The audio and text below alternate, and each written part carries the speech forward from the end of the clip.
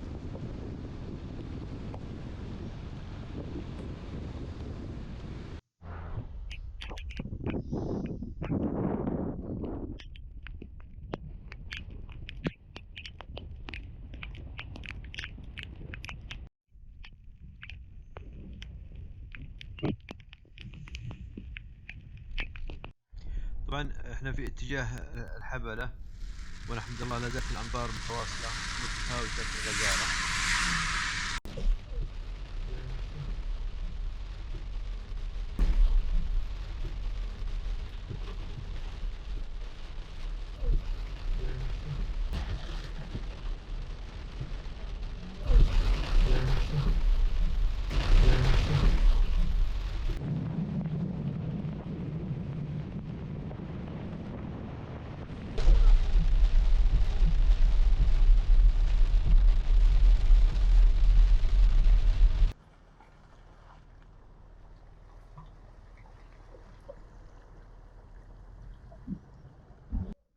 طبعا هذه أحد الشعاب في الحبلة.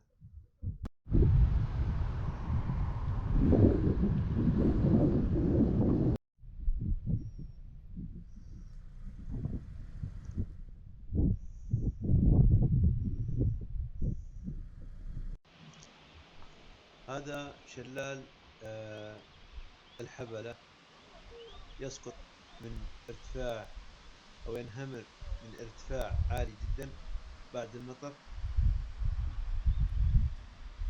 اللهم لك الحمد يا رب.